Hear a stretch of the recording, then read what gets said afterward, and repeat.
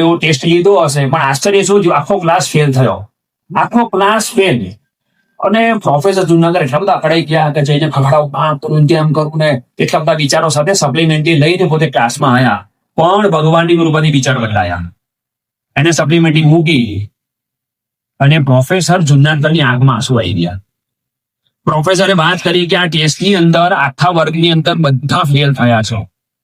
પછી એ બોલ્યા કે આમાં તમારો વાંક નથી, વાંક મારો છે.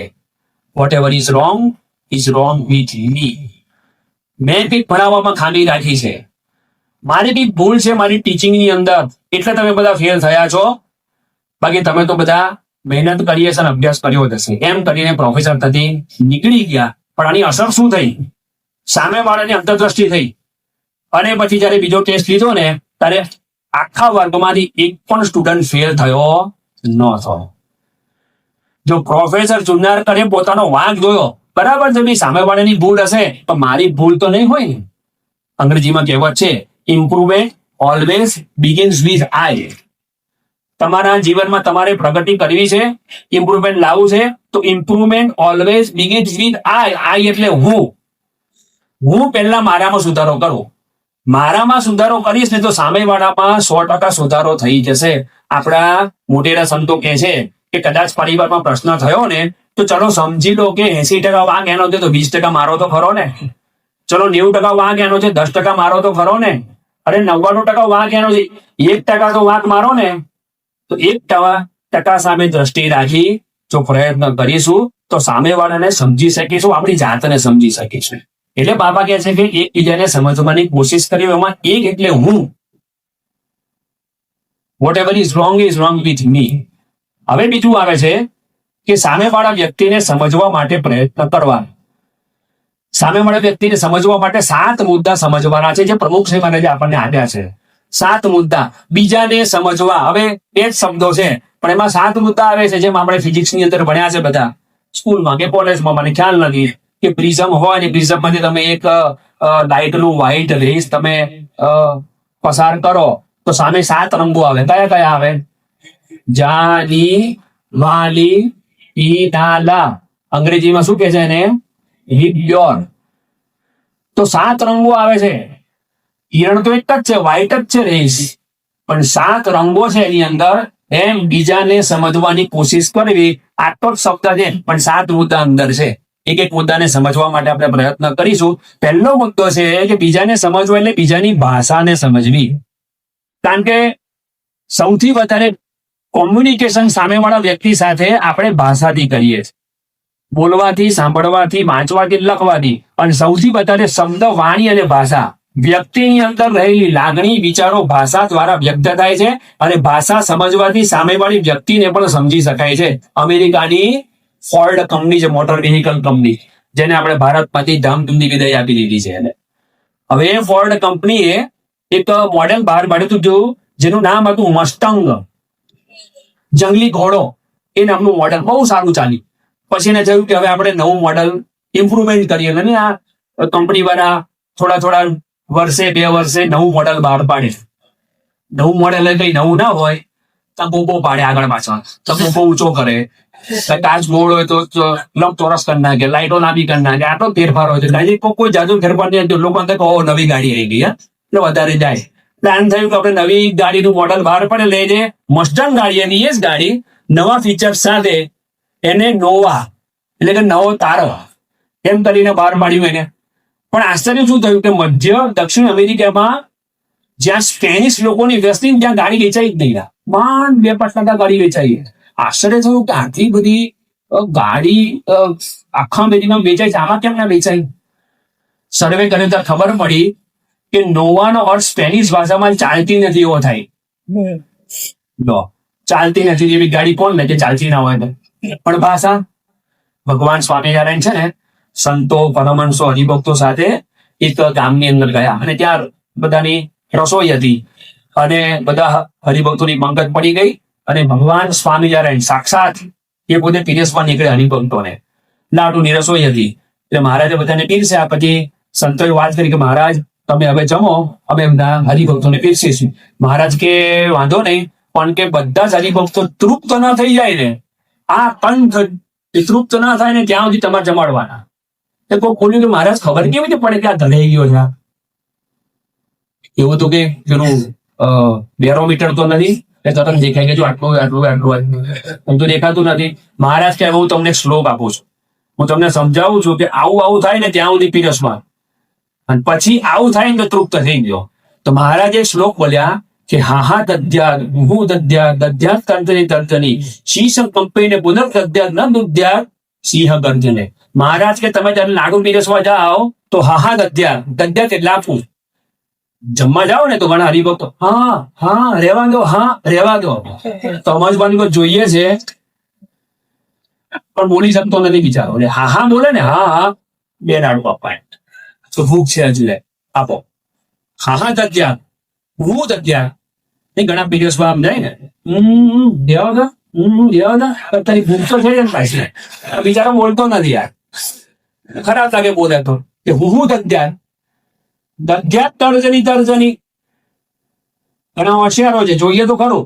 થાળી પીરસી હોય ને તો પીરસવા આવે ને તો તર્જની હાથ એટલે આ આંગળી આપણે હાથ ગણીએ તો થાળી ફૂલી હોય. ના રેવા દો, ના રેવા દો, થાળી ફૂલી છે. થાળી પર આમ કર ને એટલે સમજો કે હજુ ખાવું જ છે, એને 3 આપજો કે એ આમ કરે ને થાળી ખુલ્લી રાખીને એને 3 આપજો. પછી મહારાજ કે શીશ કંપીને પુનર્જન. એક વાર પીસી આવે ફરી વાર જાઉં ને તો રેવા દો, નથી જોતો રેવા દો, એને ફરી આપવા. હજુ ભૂખ છે એને. પણ મહારાજ કે તમે પીરસવા જાઓ અને મહારાજે શું લખ્યું આમાં? સિંહ ગર્જના ન દધ્યા સિંહ ગર્જને. તમે પીરસવા જાઓ બોલો ને કીધું નથી જોઈતું નીકળી જવાનું ત્યાં. પછી તે જગ્યાએ ઉભા રહેવાનું નહીં. તો ભાષા, આને શું કહેવાય? ભાષા. તમે સામેવાળા વ્યક્તિની ભાષાને સમજી જાઓ ને પછી એની સાથે કેવો વ્યવહાર કરો ને આપણને ખબર પડી જાય. એટલે પહેલા ભાષા સમજવાની. બીજો મુદ્દો છે બીજાનું મૌન સમજવા. ભાષા તો સમજ્યા, અંગ્રેજીમાં એક કહેવત છે રીડ બિટવીન 2 લાઈન. લખેલું તો બધા વાંચે પણ 2 લાઈનની વચ્ચે એટલે એ શું કહેવા માંગે છે એ તમારે સમજવાનું. કોઈક વ્યક્તિ મૌન હોય છે, બોલે નહીં, પણ એ પણ એક ભાષા છે. અંગ્રેજીમાં કહેવાયું છે please hear what I am not saying. બધી વસ્તુ બી કહેવાની હોતી નથી પણ મૌન પણ સમજવાનું હોય છે. મુંબઈમાં મેડિકલ ચેકઅપ કર્યા પછી પ્રમુખ સિંહ મારા 1:30 વાગે ઉતારે આયા. 40 હરિભક્તો બેઠા હતા. સંતોએ બાપાને વાત કરી કે બાપા મોડું થઈ ગયું, હરિભક્તો ના પાડી દઈએ. બાપા કે ના, હવે બિચારા ક્યાં ના બેઠા છે, ભલે આપણે મોડું એટલે બાપા 2 વાગે હરિભક્તોને પડવા બેઠા. એમાં 2:45 થઈ ગયા. અને છેલ્લે કાકા આયા, બિચારા ઘરડા કાકા હતા, ધોતી પહેર્યું, જબ્બો હતો, નાનો છોકરો હતો, એ લઈને આયા. અને બાપા ઓળખ્યો, તમે આવી ગયા? સ્વામી કે બોલો શું આયા? કે બાપા આ દીકરાનો દીકરો છે, એનું નામ પાડવાનું છે. બાપા કેમ, કઈ રાશિ છે? તો બાપા રાશિ ખબર નથી, જન્મનો સમય આ છે, હવે તમે રાશિ ઓઢી લો. એટલે બાપા બીજે સંતો બોલાય કે આ જુઓ તમે કઈ રાશિ છે. એટલે સંતો જોયું કે આ સમય છે, આ તારીખ છે. તો પછી ખબર પડી કે મ અને ટ સિંહ રાશિ છે. બાપા કેમ? તો સ્વામી કે આપણે એનું નામ મયંક રાખીએ. એટલે કાકા થોડાક આમ ગમ્યું નહીં એમને. બાપાને ખબર પડી ગઈ જો પેલા બોલતા નથી કાકા, એને ગમ્યું નહીં. સ્વામી કે કામ કરો મયુર રાખીએ. હા બાપા એ નામ સારું છે. મયુર તો ખબર જ હોય ને, મૂળ તો ગામડે હોય જ, પણ મયુર હોય જ. સ્વામી કે એ નામ સારું છે. પછી બાપા કે હવે બસ? તો કે ના બાપા, અમે નક્કી કર્યું હતું કે પહેલો કોળિયો ભોજનનો તમારા હાથે આ છોકરાને ખવડાવો. તો બીજા કચવામાંથી કોથળી કાઢી શીરાની. હવે પેલી બેગ આવે ને પાતળી, હવે એમાંથી કેવી રીતે અંદર હાથ નાખો. એટલે બાપા છે ને એને પેલી આખી વાળી કોથળીને પછી બાપા જમણા હાથે ચપટી ભરી આટલી શીરાની અને પેલા છોકરાના ગાલ દબાયા અને બાપા એના મોઢામાં શીરો મૂક્યો. પછી બાપા કહે તમે રાજી ગયા? બાપા રાજી. એમ કરી પેલા કાકા જતા રહ્યા. જો પ્રસંગ નાનો છે પણ પ્રમુખ સિંહ મહારાજ પેલા કાકાના મૌનને સમજ્યા, નામ પાડ્યું કે જાઓ બરાબર જ ચાલો તો સેટ થઈ જશે પાછળથી તમને. એવું આપણે કહીએ આપણે હોય તો બાપા સમજાય કે જો નથી મગજમાં સેટ થતું આને તરત નામ બદલી ના. તો અહીંયા પ્રમુખ સિંહ મહારાજ કહે છે કે તમારે સામેવાળા વ્યક્તિને સમજવા માટે કોકવાર એના મૌનને પણ સમજવું પડતું હોય છે.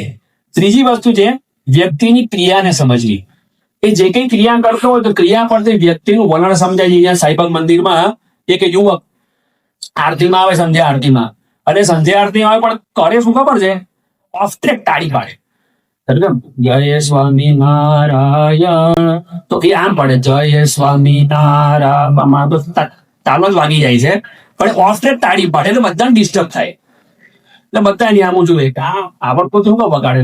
અઠવાડિયું છું સંતો ડિસ્ટર્બ થાય એટલે કોઈક સંતે વાત કરી, ભાઈ આને કોણ ઓળખે જરા કોને, ના આવડતો ના વગાડે, શાંતિથી બેહી એમાં આવી તાળી વગાડી બધા ડિસ્ટર્બ કરે છે.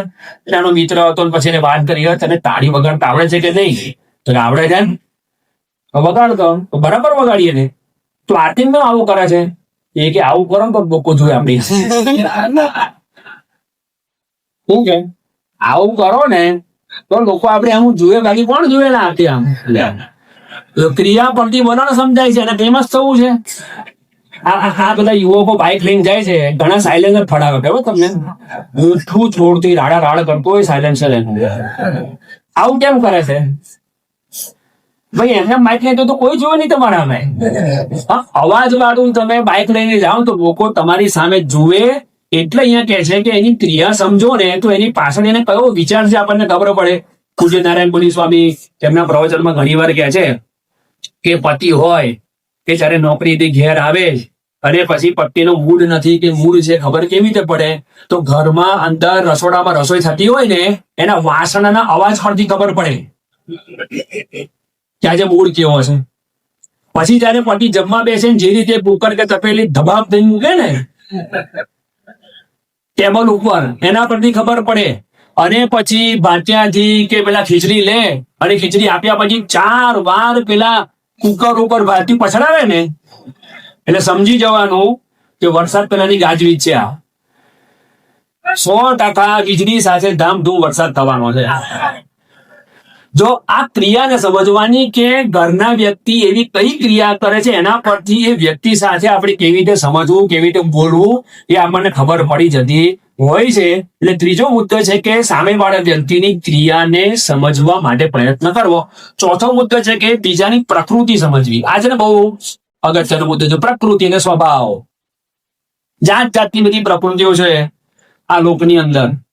હવે આમાંથી બજાજ કંપની સ્કૂટર કેટલા છોકરા જોયેલું છે. બજાજ ચેતક આવતું હતું, પછી સુપર આવતું હતું અને બજાજ કપ, આ 3 પ્રકારના મોડેલ આવતા ખબર છે. ચલાવ્યું છે આમાંથી કોઈએ? આમાંથી કેટલા બજાજ સ્કૂટર ચલાવ્યું છે?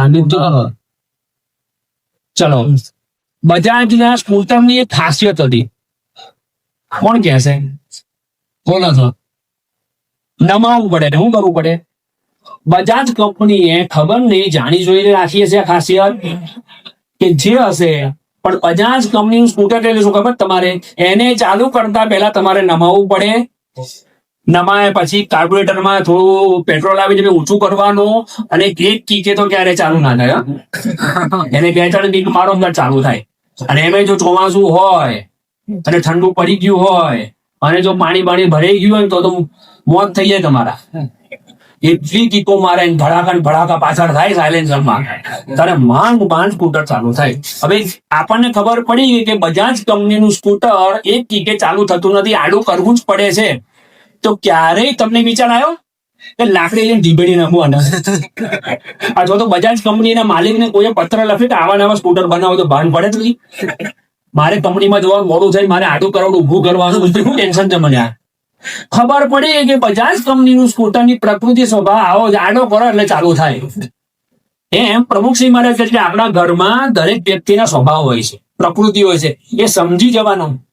ઘરમાં 2 ભાઈઓ હોય પણ 2 ભાઈમાં કેટલો આસમાન જમીનનો ડિફરન્સ હોય છે. બોલો, ઘણી વાર એક ભાઈ કેવો હોય આમ પપ્પા કેમ તરત કામ થઈ જાય, અને બીજો કેવો હોય 5 વાર કોણ તો ભાઈ સોફામાંથી ઉભો થયો હોય, આવે કરીએ છે, થાય છે, શું ઉતાવળ છે, હજુ તો હાજે છે ને, આવા બધા જવાબ આલે. એ વ્યક્તિ કેવો હોય, આ બધી ટ્રેનમાં આપણે બધા બેઠા, ફર્સ્ટ ક્લાસ નહીં, સેકન્ડ નહીં, થર્ડમાં અને સેકન્ડમાં ઉપર પંખા હોય છે ખબર તમને, એને સ્વિચ આપ્યો નીચે. ધારો કે સ્વિચ પાડો, એક પંખો ચાલુ થઈ ગયો, બીજો છે ને આવો અવાજ આવે ખબર છે. હવે એને ચાલુ તો થવું છે, એટલે તમારે શું કરવાનું? ગજવાબની પેન કાઢવાની. પેન કાઢીને એની જે ગેપ હોય ત્યાં એની પાંખને મારવાની એટલે પંખો ચાલુ. એટલે ઘણા એવા હોય છે મોમેન્ટમ આપવું પડે. હું અચ્છા તું બહુ સારો હા, તારે એકલાથી જ કામ થાય, તાર જેવો કોઈ નહીં હો બેટા, તું તો રાજા જેવો છે. 5 વાર થબડો દબડો કામ કર્યા. આનો પ્રકૃતિ શું કહેવાય? પ્રકૃતિ સમજી જવાનું. પછી દર વખતે પૂછો ને આવા ક્યાં છોકરા પાક્યા, સારો આવો છે. અને ભાઈ જે છે આજ છે, જે છે આજ છે. પપ્પા મમ્મી પણ આજ છે, તમારી બેન પણ આજ છે, બેન માટે ભાઈ પણ આજ છે, ભાઈ માટે ભાઈ પણ આજ છે, બધું આ છે. હવે આમાં તમારે સેટ થવાનું છે. જાણે હું ઘર બદલાવું તો ઘર બદલાય? ઘર બદલાય, પરિવાર થોડો બદલાય છે. પરિવાર નહીં જ રહેવાનો છે. તો પરિવારના વ્યક્તિની પ્રકૃતિને સમજી જાઓ તમે, એટલે 90% પ્રોબ્લેમ એ સોલ્વ થઈ જાય. જે સમજે જેવી રીતથી તેને સમજાવીએ તેમ, બહેરો સમજે સાનમાં, ત્યારે કરીએ લવારો કેમ ખબર પડે કે બહેરો છે, પછી બોલીએ ને જોડે ઈશારાથી જ વાત થાય. સમજી કે ભાઈ બહેરો છે, હું લવારો શું કરવાનો એમ જોડે. એક કવિએ સુંદર વાત કરી છે, ફાટે પણ ફીટે નહીં, પડી પટોળે ભાત, મળતા સુધી મટે નહીં, પડી ટેવ પ્રખ્યાત. આ ટેવ પડી ગઈ ને કે એમને એમ જતી નથી. એકવાર એક ભાઈને ફ્રેક્ચર થયું પગમાં, તબિયત જોવા એ દવાખાને ગયા, પૂછ્યું બી કેવી છે કે સ્વભાવ, આ સ્વભાવને કારણે ફ્રેક્ચર થયું. પછી એનો સ્વભાવ એ બીડી પીવાનો. બીડી પીવાનો સ્વભાવથી ફ્રેક્ચર થોડું થાય, કેન્સર થાય. કે ના બીડી પીવાથી મને ફ્રેક્ચર થયું. કેવી રીતે? એ ઉત્તરાયણ હતી, છોકરા બધા પતંગ ચગાવતા હતા, અને અમારા ઘરની ઉપર જે અગાસી પાડી નહોતી, એટલે પેલી ટેવ હતી બીડી પીવું પછી નાખી, એટલે પગથી કચરવાની ટેવ હતી. પડ્યો હેઠો, એમાં મને ફ્રેક્ચર થયું છે. હવે આ સ્વભાવ છે, એક દિવસમાં ટાળવાના નથી, પણ સમજી નાખવાનું કે આ રીતે આપણા સ્વભાવ છે. પ્રમુખસિંહ મહારાજે જો એક સંતની પ્રકૃતિ સમજ્યા છે. તમને પ્રસંગ બહુ નાનો, આપણા પૂજ્ય દેવનંદન સ્વામી છે કોંડલમાં. હવે એમને સંસ્કૃતનો પહેલેથી બહુ રસ નહીં, કારણ કે ગામડાના વ્યક્તિને આપણું ક્યાં બધું ભણવું, પણ આર્ટમાં રસ. એટલે ક્લાસમાં બેસીને ડાકડી બે ખીલી હોય ને એનાથી ચોકમાંથી ડિઝાઇન કર્યા કરે, ઘોડો ને એક શું ભાઈ મોર ને એનું પેન્ટિંગ કરે. પેન્ટિંગ એટલે ખોતરીને કાર્વિંગ કરીને બનાવે. એ પેલા ગુરુજી અકળાયા કે સ્વામી આપ પડતો નહીં, ये તમામ કરते हो, बैठे रहते हो, क्या करते हो? તો બાપાને ફરિયાદ કરી. બાપા અહીંયા આયા ત્યારે બાપાએ બોલ્યા કે શું છે તમે? સ્વામી કે હું આવું બધું. સ્વામી કે એમ લાયક છું. તો બાપાએ ચોક જોયા બધા, એમ ઓહો આ તો બહુ સારી ડિઝાઇન કરે છે, કેવી રીતે કરે છે? જોયું કે સ્વામી આથી કરું છું. સ્વામી કે સારું લો, એક સારા ટીચર રાખ્યા જે મૂર્તિકાર, જેને શીખવાડી શકે. અને એમ કરતા કરતા કરતા પૂજ્ય દેવનંદન સ્વામી અત્યારે સારામાં સારા મૂર્તિકાર થઈ ગયા છે, ગોંડલમાં છે અત્યારે. લો સમજ્યા, પ્રમુખસિંહ મહારાજની રુચિ સમજ્યા, રસ સમજ્યા, પ્રકૃતિ સમજ્યા, તો એની સાથેનો વ્યવહાર પણ એ રીતે એમને કર્યો. તો પ્રકૃતિ સમજવી. 5મો મુદ્દો છે કે બીજાની લાગણી સમજવી. માણસ એ મશીન નથી, સમજી રાખવાનું. માણસ મશીન નથી, ઇમોશનલ છે, એનામાં લાગણી પડેલી છે. સ્કૂટરને તડકા મૂકો તો ફરિયાદ નહીં કરે મને ગરમી લાગે છે. સ્કૂટરને તમે વરસાદમાં બહાર મૂકો તો એ તમને ફરિયાદ નહીં કરે કે મને વરસાદ નડે છે, મને રેનકોટ પહેરાવો, મને છત્રી આપો. માણસ ફરિયાદ કરશે કારણ કે એની પાસે લાગણી છે. સારંગપુરમાં ખોના પૂજ્ય પ્રમુખસિંહ મહારાજ ત્રીજા જમાનાના તે વખતે યુવક આવ્યો, ચાકડી લઈને આવ્યો, અને છેલ્લો હતો કે બાપા મારે તમને ચાકડી પહેરાવી છે. સંતોએ વાત કરી, ચાકડી બાપા પહેરતા નથી, તું રહેવા દે. બાપાએ સ્પર્શ કર્યો, તારી પ્રસન્ન થઈ ગઈ કે ના ના સ્વામી, હું છે હરિદ્વાર થી સંકલ્પ કર્યો હતો, હું ચાકડી લઈને આવ્યો છું, આમ છે તેમ છે. બાપા કે ચલો એક કામ કરો, આ રોસ્ટો મત આવો. આવું ટેબલ ને બાપાની આગળ હટાયું. બાપા ઉપર એક શાલ હતી એ હટાઈ, બે શિવનું ટેકડે બાપા ઉભા થયા. સમય કે ચાકડી મૂક. બાપાએ ચાકડી પહેરી, 2 ડગલા ચાલ્યા હાથ પકડીને, અને પછી બાપા કે બસ. અને પેલો યુવક એટલો બધો રાજી થઈ ગયો. પણ બાપા સમજ્યા કે આ યુવક છે હરિદ્વાર થી મારા માટે ચાકડી લેતો. સંકલ્પ થયો કે બાપા બધા ચાકડી, બાપા વડે ચાકડી. હરિદ્વાર થી ઘેર આવ્યો છે, હાચવીને લાવ્યો છે, ઘેરથી પાછો અહીંયા આવ્યો છે, તો આટલો બધો દાખલો કર્યો છે. તો જો સમજ્યા તો એની સાથે વ્યવહાર પણ એ રીતે થયો. એકવાર એક વૃદ્ધાશ્રમમાંથી રાત્રે 12 ને 5 વાગે એક સ્ત્રીનો એટલે કે માતાનો ફોન એના બાળક ઉપર ગયો, કારણ કે એ દિવસે એની બર્થડે હતી, જન્મદિવસ હતો. એની માતા વૃદ્ધાશ્રમમાં બેઠી છે, યાદ રાખજો. એનો દીકરો એની માને વૃદ્ધાશ્રમમાં મૂકી આવ્યો, તોય માતાનો પ્રેમ ઓછો થતો નથી. એની માતાએ રાત્રે 12 ને 5 વાગે મારા દીકરાને પહેલું હેપી બર્થડે હું કહું, અને ફોન કર્યો. દીકરો સુઈ ગયો હતો, એ જાગ્યો અને જેમ તેમ બોલાવા માંડ્યો કે ભાન નથી કરતી, આમ છે તેમ છે, પેલું જયારે સુઈ જવું જોઈએ, મને જગાડ્યો. હવારે ફોન કરવો જોઈએ ને, મારી ઊંઘ બગાડી. તારે પેલી માતા શું બોલી કે બેટા આજથી 35 વર્ષ પહેલા તારી તો 5 મિનિટ ઊંઘ બગડી ને, તારો જન્મ થયો ને મારી આખી રાત બગડી હતી. લાગણી સા માતા પિતાની લાગણી આપણે સમજતા જ નથી. આપણને એમ કે મારી મમ્મી આવું બોલે છે, મારા પપ્પા આમ કરે છે, આમ કરે તેવું કરે. એટલે ભાઈ લાગણી છે આપણા માટે. એ સલાહ આપવા પાડોશી છોકરા ભાઈ જાય છે, તમને સલાહ આપે છે કારણ કે તમને આગળ વધારવા છે. આજે ભક્ત શ્રવણને યાદ કરીએ. શ્રવણને કેમ યાદ કરીએ છીએ?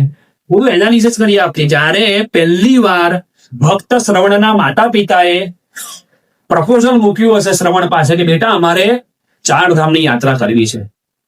બંને આંધળા, બંને ગરડા હતા. તો શ્રવણની જગ્યાએ આપણે હોય તો શું કરીએ? અરે બેસો છાનાવાના આવે. શું યાત્રા કરવી? 4 ધામની યાત્રા કરવાની હોય. તમે તો આંધળા છો, તમને ક્યાં દેખાય છે? અહીંયા કાળું, ક્યાંય કાળું. યાત્રા કરી ફાયદો શું? તમને કઈ દેખાવાનું નથી. કે બેટા તારી વાત તો સાચી છે, પણ ગંગા, યમુના, સરસ્વતી આ બધી નદીઓ છે, એનું જળ તો માથે ચડાવીએ ને. અરે એમાં શું છે? હું મંગાઈ લઈશ, તમને છાંટી દઈશ ઉપર તમારા માથા ઉપર. કઈ યાત્રા કરવાની જરૂર નથી તમારે. આવું શ્રવણ કહી શક્યો હોત અને આ જવાબ આપણે જ આપીએ, આ પ્રોપર છે. પણ શ્રવણ એ બુદ્ધિ ના ચલાવી. બરાબર તમે જતો બોલ્યા કરે ના લાગણી સમજ્યા કે મારા માતા પિતાની લાગણી શું છે. વ્યક્તિ ગરડા છે, ભલે આંધળા છે, પણ એની ઈચ્છા છે કે મારે યાત્રા કરવી છે. તો ધન્યવાદ આપવા પડે એ ભક્ત શ્રવણને કે આંધળા માતા પિતાને કાવડ બનેલી 4 ધામની યાત્રા કરાઈ છે. આને લાગણી સમજ્યા કરો. આપણે આપણા માતા પિતાની લાગણી સમજતા બરાબર છે. એનો સ્વભાવ હોય, વાત કરી ને સ્વભાવ રહેવાનો, પ્રકૃતિ રહેવાના, કોકને બોલવાનો સ્વભાવ હોય. તમને એમ કે સાહેબ મારા મમ્મી છે મારા મિત્રોની સામે જ બોલે, મને કઈક બોલવું હોય સમજાવવાના એમને પ્રેમથી કે મારા પપ્પા આવું છે, મને કશું અપાવતા નથી, એમને સમજાવવાના. પણ માતા પિતાની સામે જેમ તેમ બોલો, ઊંચા અવાજે બોલો, એ આપણા માટે સારું નથી. એટલે અહીંયા પ્રમુખ શ્રી મહારાજ કહે છે કે તમારે સામેવાળા વ્યક્તિની લાગણીને સમજવા માટે પ્રયત્ન કરવાનો. 6થો મુદ્દો છે કે બીજાની પરિસ્થિતિને સમજવી. આપણે હંમેશા શું કરીએ ખબર તમને? કે પરિણામ સામે દ્રષ્ટિ રાખીએ છીએ, પણ પરિસ્થિતિ જોતા નથી. વોટ હેપન્સ, શું બન્યું, એમ નહીં કેમ બન્યું, વાય હેપન્સ. ધારો કે દીકરો ફેલ થયો કે ગમે તે પપ્પાએ કંઈક કર્યું છે, પણ એ પરિસ્થિતિની પાછળનું કારણ શું છે? તો ચાલો એ સમજવા માટે પહેલા આપણે એક નાની સ્કીચને સમજીએ અને ત્યારબાદ આપણા પ્રવચનને આગળ આપણે ચલાવીશું. આના જોડે બ્રેક વગરની ગાડી બધી દોડતી થઈ ગઈ મોટી.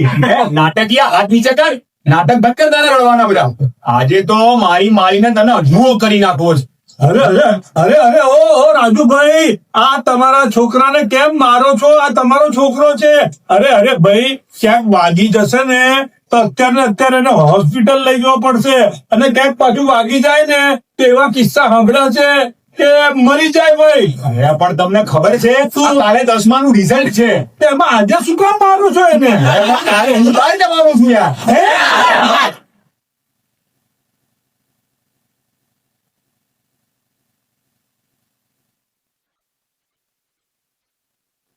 10માનું રિઝલ્ટ હતું બીજે દિવસે, અને એ દિવસે જયારે હાથ સાફ કરતા હતા પપ્પા, કાલે બહારગામ જવાના હતા. હવે વાંધો નહીં, ચલો છોકરો ફેલ થયો, તો કેમ ફેલ થયો? ચલો પરિસ્થિતિ સમજ્યા. ભાઈ બાળક મહેનત કરે છે, ઉજાગરા કરે છે, તેમ છતાં મારો બાળક ફેલ થયો, એકાદ સબ્જેક્ટમાં ફેલ થયો હોય, ચલો ને સમજ્યા આપણે કે બધા સબ્જેક્ટમાં નહીં થયો હોય, પણ માતા પિતા સમજતા જ નથી. ફેલ કેમ થયો? બસ ભાઈ એ ફેલ થયોની ચિંતા નથી, પણ મારી ઇજ્જત શું, લોકો મને શું કહેશે, એ વિચાર પેલા દીબડી નાખે. બોલો ભાઈ પરિસ્થિતિ જોવાની છે. એ વ્યક્તિ કેવી રીતે ફેલ થયો? આલાસ્કા નામનું એક સ્ટીમર, બહુ જ મોટું સ્ટીમર, અને કેપ્ટન એ દરિયામાં લઈને જતા હતા અને જોયું કે હવે દરિયો ગાંડો થયો છે, જોખમ થયું છે, અને બધાને યાત્રીને વાત કરી કે બધા લાઈફ જેકેટ પહેરેલો, હવે આપણા કંટ્રોલમાં નથી, 100% ડૂબશે. બધા લાઈફ જેકેટ પહેરી લીધા, જે બોટ હતી એમાં બધા બેસી ગયા. છેલ્લે કેપ્ટન પણ કૂદી ફર્યા, બધા બચી ગયા, પણ આલાસ્કા નામનું મોટું સ્ટીમર ડૂબી ગયું. જ્યારે પોતે પરત ફર્યા દેશની અંદર ત્યારે કોર્ટમાં કંપનીએ કેસ કર્યો કે કેપ્ટનની બેદરકારીને લીધે અમારું કરોડો રૂપિયાનું નુકસાન થયું છે. કોર્ટમાં કેસ ચાલ્યો, એક જ્યુરી પસાર થઈ ગઈ, ત્રીજી જ્યુરી પસાર થઈ ગઈ, એમ કરતા કરતા 12 વર્ષ થયા અને 12 વર્ષ પછી જ્યુરીએ નિર્ણય આપ્યો કે આ જે સ્ટીમર હતું એની